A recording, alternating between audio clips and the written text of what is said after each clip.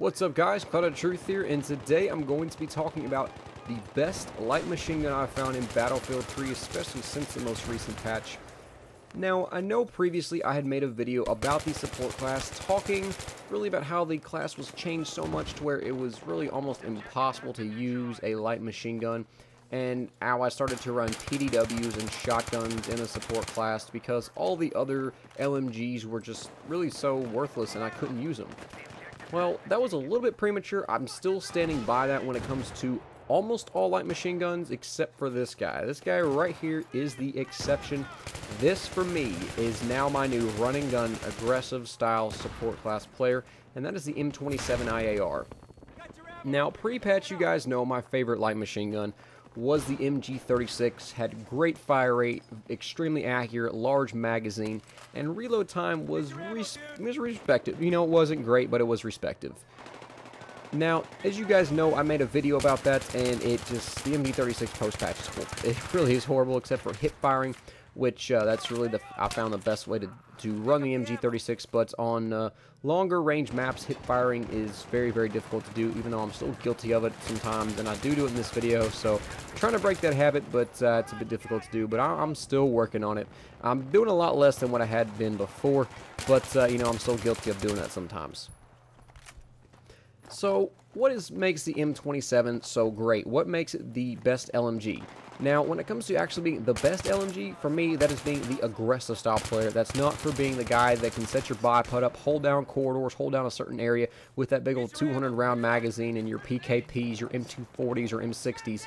This is the guy that gets in the nitty-gritty places, likes to get up, basically up face-to-face with your enemies with a light machine gun, and that is the M27 IAR. And so, why is this weapon so great for me? Well, it has a few things about it. One of them is the fire rate. It fires at 750 rounds per minute. That is very fast. That is faster than some of your assault rifles, some of your carbines, even a few of your PDWs. Is one of the fast fire rates LMGs, so that is a definite plus about this weapon. You can keep up with a lot of other guns in close quarters, even almost up to weapons like the M16A3, which fire at 800 rounds per minute. You're only just slightly behind it, so this weapon is not lacking in speed at all when it comes to putting bullets down range. Another great thing about the M27 is that it is very accurate, and that is a definite plus when it comes to LMGs, considering most of them are very hard to use, especially when it comes to ranges, just because they're a little bit hard to use because their accuracy is not terrific, especially on full auto mode. And the M27 is one of the best weapons in the game when it comes to full auto. And that's a little bit surprising to me because, honestly, pre-patch, I burst fired everything. Even post-patch, I started to burst fire. And it seems like going full auto is like the sin of Battlefield 3. It's, you know, you don't do that. That's, you know, your weapon's not very effective when you go full auto. You're much more effective burst firing. The M27, I find burst firing is almost more effective, or excuse me, I'm getting my words mixed up here. Full auto is much more effective than burst firing. And it's just strange, it's unnatural for me to do that, but I'm starting to do it a lot more, and it's actually working out much better than what I thought. So if you are struggling to use this M27, try going full auto with it. If you are a player that burst fires a lot, just give it a shot, and you will be surprised with the results you'll get, especially when it comes to close to medium range.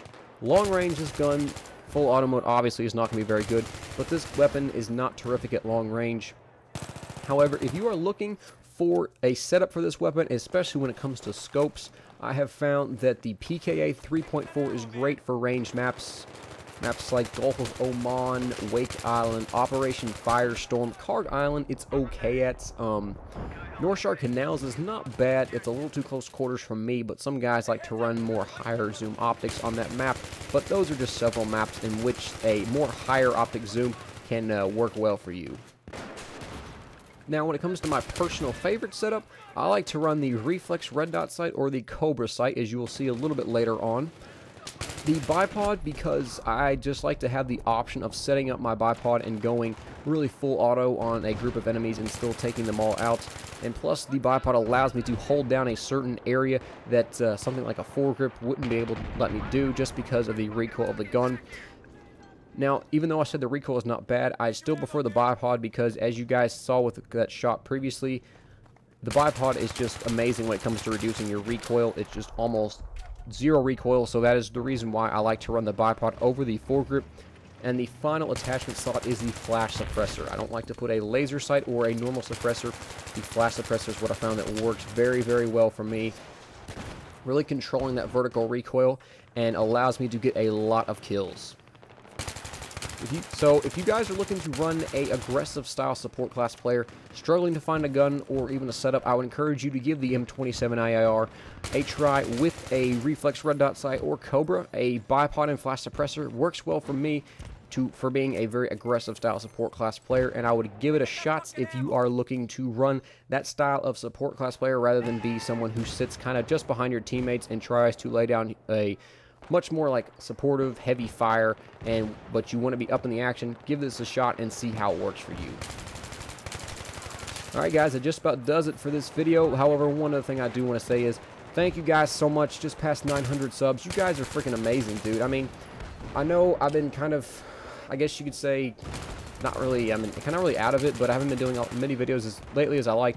School this past year just ended up finishing. I was just so rough. I had so much stuff to do, a lot more stuff than I thought I had to, so I do apologize for that, and hopefully very soon I'll be getting back and doing a lot more videos on a more consistent basis. So anyway, once again, thank you guys so much. 900 subs. When I see that click over from like 899 to 900, now I just feel better. I want to do more, so don't worry guys, I'm going to be having a lot more videos out in the very near future, and hopefully we'll get to 1,000 soon. I'll be doing a nice special video for you all once I hit 1,000 subscribers, so I would encourage you guys to continue to watch my videos, love them, and if you really like them, perhaps even maybe a favorite. I would really appreciate that every once in a while. So hope you guys have a great day, and once again, try this setup if you are still looking for one when it comes to playing an aggressive support style player, and I will talk to you all later.